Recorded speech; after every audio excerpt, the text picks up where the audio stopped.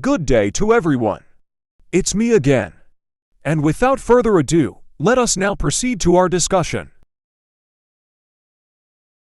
So today we will tackle about validate the service description of the product with potential customers to determine its market acceptability.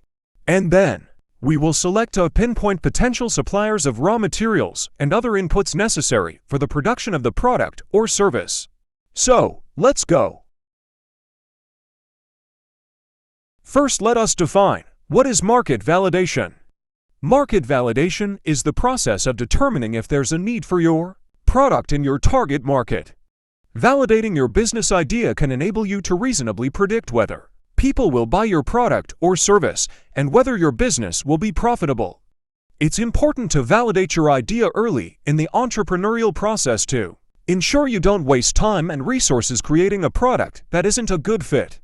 The insights you gain can help you create an offering that not only addresses your market segment's needs, but earns you your first paying customers. Now, here are 5 steps to determine the market validity of your venture. Number 1. You should write down goals, assumptions, and hypotheses. Ask yourself, what's the value of my product? Who's the target audience, and what assumptions have I made about them? What differentiates my product from existing ones? What hypotheses do I have about my product, pricing, and business model?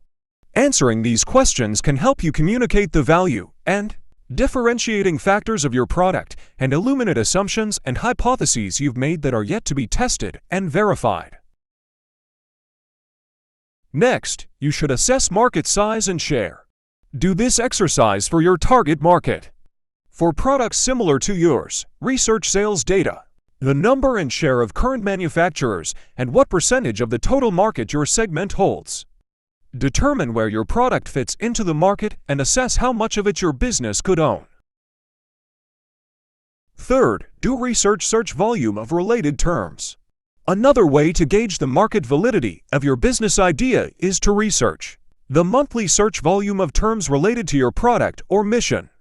When consumers need a product or service, they often use a search engine to see what the market has to offer. This type of search volume for a longer, specific query isn't negligible. In fact, it can be used to bolster your hypothesis that there's a need for your product. Then, conduct customer validation interviews.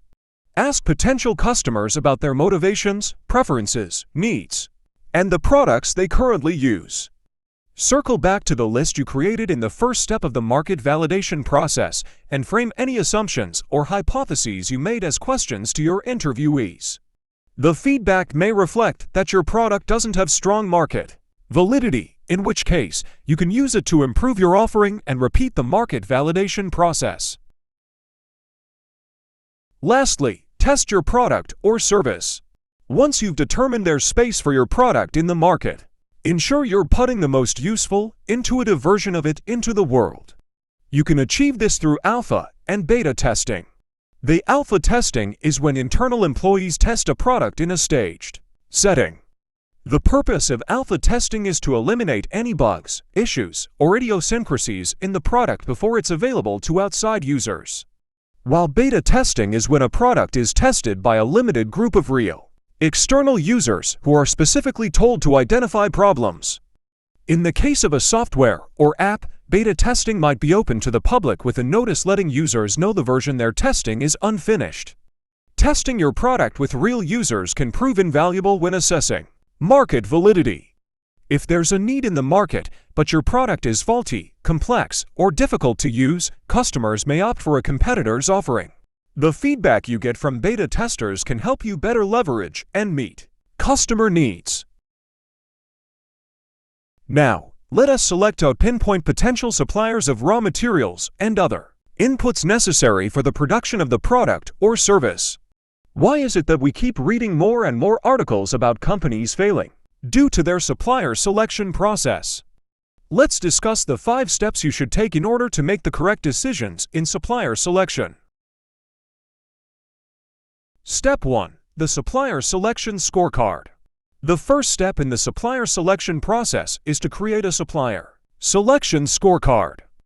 The supplier selection scorecard contains all the important elements you require in a supplier. It has long been stated that which does not get measured does not get done. Step 2. Identify suitable suppliers.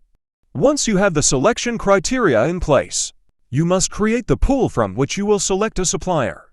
During this part of the process, you will want to consider current suppliers, past suppliers, competitors, industry groups, recommendations and prior business relationships, or the internet.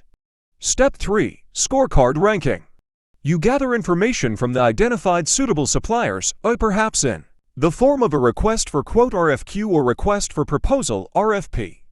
Tabulate the information you collect and use the scorecard to rank the potential suppliers. Step 4. Negotiate. After you have narrowed the list to a manageable number of best options, possibly just one, let the negotiations begin. Depending on the critical good or service, you may negotiate with just the top supplier on your scorecard, even if others remain on the list of potentials. And lastly, Step 5. Create contract. Once an agreement is reached, a contract is created and signed.